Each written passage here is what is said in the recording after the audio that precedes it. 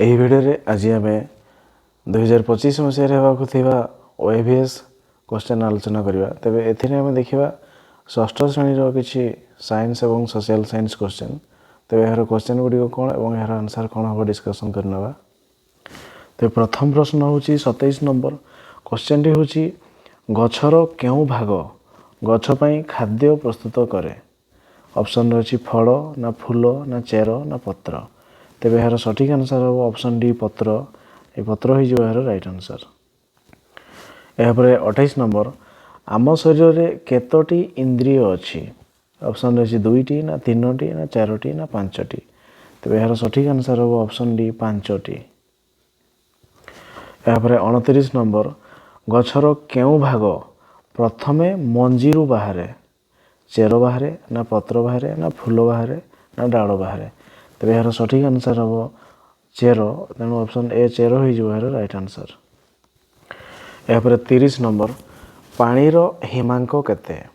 0 degree Celsius ना 1 degree Celsius ना 100 degree Celsius ना -40 डिग्री सेल्सियस। तेबे एହାର सठिक आंसर हो 0 डिग्री सेल्सियस। ऑप्शन ए होई जो राइट आंसर।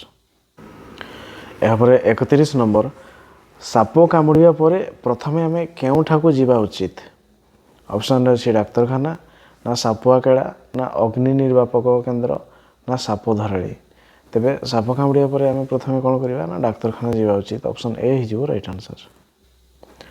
या परे 32 नंबर मशा कामुड़ा मलेरिया हेबार मुख्य कारण। एही कथा सर्वप्रथमे किए उद्भावन करथिले। ऑप्शन अछि जेसी बॉस ना सीवी रमण ना जेम्स वाट ना रेनाल्ड रॉस। तेबे एହାର सठिक आंसर हो कोन ना रेनाल्ड रॉस। ऑप्शन डी हि जो राइट आंसर। एहा परे 33 नंबर जणे साधारण मनुष्यर शरीर रे केतोटी अस्थि थाए।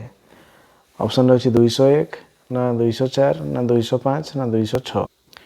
तेबे एହାର सठिक आंसर हो केते ना 206। ऑप्शन डी हि जो राइट आंसर।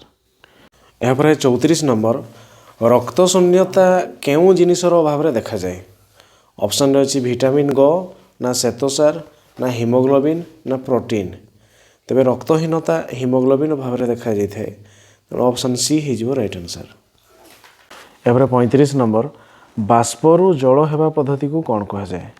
बाष्पीकरण ना घनीकरण ना संक्षेपण ना अवक्षिप्तकरण। तेबे बाष्परु जल हेबा से पद्धति को की कहबा ना घनीकरण। ऑप्शन बी हि जो राइट आंसर। एहा परे 36 नंबर जिह्वार केउ भागरे तिक्त स्वाद ग्रंथि अवस्थित। सम्मुख भागरे ना पछ भागरे ना सम्मुख दुई पार्श्वरे ना पछ दुई पार्श्वरे। तेबे एହାର सठिक आंसर हो कोन ना तिक्त स्वाद ग्रंथि कोठी अछि ना पछ भागरे। ऑप्शन बी हि जो राइट आंसर। एहा परे 37 नंबर केउ पद्धति रे फूलरु फल बा मंजी तयारी हुए। खाद्य प्रक्रियाकरण ना पराग संगम ना अंकुरोद्गम ना विक्षिप्तीकरण। तेबे फूलरु फल बा मंजी केमती ही थाए ना पराग रेणु को हमें संगम करेबा फल रे ही थाए। तेणु पराग संगम। ऑप्शन बी हि जो राइट आंसर। एहा परे 38 नंबर एहा मध्यरु केउटी पानी रे मिलाए नाही। चीनी ना लूण ना सरिष तेल ना क्षीर। तेबे पानी रे मिलेबो नहीं किए ना सरिष तेल पानी रे मिलेबो नहीं। ऑप्शन सी हि जो राइट आंसर। एहा परे 39 नंबर केउ ऋतु रे मलेरिया अधिक हुए। ऑप्शन रहछि ग्रीष्म ऋतु शीत ऋतु वर्षा ऋतु एवं बसंत ऋतु। तेबे मलेरिया अधिक हुए को ऋतु रे ना वर्षा ऋतु रे अधिक होई थाए। ऑप्शन सी हि जो राइट आंसर। एहा परे सामाजिक विज्ञान सोशल साइंस सेक्शन रो क्वेश्चन गुडी को देखिनबा। तबे प्रथम प्रश्न 40 नंबर केउ जीव अनेक किलोमीटर दूररु तार पत्नी को जानि पारे। मशा ना टसर पोक ना प्रजापति ना बुढ़ियाणी। तेबे किए तार बहुत दूर रे थिले मध्य तार स्त्री को जानि पारे ना सी होची मशा। ऑप्शन ए हि जो राइट आंसर। एहा परे 41 नंबर कान्हा जातीय उद्यान केउ राज्य रे अवस्थित। ऑप्शन रहछि मध्य प्रदेश ना बिहार ना गुजरात ना ओडिशा। तेबे एହାର सठिक आंसर हो कोन ना मध्य प्रदेश। ऑप्शन ए हि जो राइट आंसर। एहा परे 42 नंबर प्रथम भारतीय नारी जी कि एवरेस्ट शृंग पहुँची पारिथिले से होउछन्ती किए ऑप्शन अच्छी कल्पना चावला ना बचेंद्री पाल ना संगीता अरोरा ना कल्पना मल्लिक तेबे यार सठिक आंसर हम कौन ना बचेंद्री पाल जी कि आमर प्रथम भारतीय नारी जी कि एवरेस्ट शृंग पहुँची पारिथिले ऑप्शन बी हिजो राइट आंसर।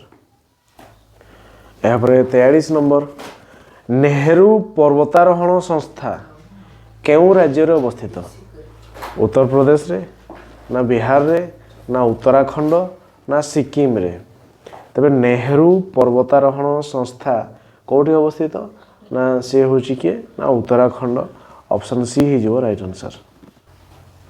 यापर 44 नंबर भारतर सर्वोच्च पर्वत श्रृंगर नाम कौन एवरेस्ट ना कांचनजंगा ना नंदा देवी ना देवमाली तेज भारतर सबुठ उच्चतम श्रृंग हूँ कांचनजंगा आउ एवरेस्ट हूँ पृथ्वीर सबुठ उच्चतम श्रृंग जोटा कि आम भारत में नहीं सी एवं नेपाल अवस्थित से नेपाल अवस्थित आउ कांचनजंगा हूँ भारतर सर्वोच्च पर्वत श्रृंग ऑप्शन बी हो राइट आंसर। यापर 45 नंबर वर्तमान ओडिशार जिला संख्या केते तो वर्तमान ओडिशार जिला संख्या हूँ 30 ऑप्शन बी हो राइट आंसर। यापर 46 नंबर पृथ्वीर एकमात्र प्राकृतिक उपग्रहर नाम कौन ऑप्शन अच्छी चंद्रमा ना PSLV-42 ना GS80-19 ना भास्कर तबे एकमात्र प्राकृतिक उपग्रह हूँ किए पृथ्वीर ना जह्न चंद्रमा मून ऑप्शन ए चंद्रमा हो राइट आंसर। यापर 47 भारतीय संविधान जनक क्या कह जाए ऑप्शन अच्छी जवाहरलाल नेहरू ना डॉक्टर BR आंबेडकर ना लाल बहादुर शास्त्री ना महात्मा गांधी तेरे भारतीय संविधान जनक आम क्या कही था ना सी होती किए ना doctor Bhimrao Ambedkar option B हो राइट आंसर। यहाँ पर क्वेश्चन नंबर 48 फसल अमल सहित केउ उत्सवर संबंध रही दीपावली ना पोंगल ना दशहरा ना होली तबे फसल अमल सहित कौ पर्व ना पोंगल ऑप्शन बी हो राइट आंसर। यहाँ पर 49 समाप्त न हेबा शक्ति उत्सर नाम कौन बिजुली ना कोयला सूर्यकिरण ना पेट्रोल तबे कौ शक्तिटा आमर समाप्त हम नाही से हूँ किए ना सूर्यकिरण ऑप्शन सी हो राइट आंसर। यहाँ पर 50 नंबर कला पागोड़ा क्या कह जाए ब्लैक पागोड़ा क्या कह जाए सूर्य मंदिर ना राजाराणी मंदिर ना जगन्नाथ मंदिर ना लिंगराज मंदिर तेबे कला पागोड़ा क्या कह जाए ना आम कोणार्कर सूर्य मंदिर तेणु ऑप्शन ए हो राइट आंसर ये हूँ कला मुगुनी पत्थर से मंदिर तैयारी हूँ ब्लैक पागोड़ा ऑप्शन ए हो राइट आंसर। यहाँ पर 51 सबुठारु अधिक लवणाक्त समुद्रर नाम कौन भूमध्य सागर ना कास्पियन सागर ना आरब सागर ना मृत सागर तेबे सबुठु अधिक लुण तेबे कौ सागर रे सबुठु अधिक लुण थाए सी हूँ डेड सी बा मृत सागर से एमती एत परिमाण लुण अच्छी से जड़े मनीष से बुड़ीबा चेष्टा कले भी से बुड़ी पारे भाषिब से तेणु ऑप्शन डी हो राइट आंसर। यहाँ पर क्वेश्चन नंबर 52 निम्नलिखित खेलाड़ी मानक मध्यरु केउ खेल रे दिलीप तिर्की संपर्क रही तबे दिलीप तिर्की जे कि आम ओडिशार खेलाड़ी क्रिकेट ना फुटबॉल ना हॉकी ना कबड्डी तबे दिलीप तिर्की जे कि आमर भारतीय जातीय हॉकी दलर अधिनायक थिले तेणु हॉकी खेल सहित संपर्क रही ऑप्शन सी हो राइट आंसर।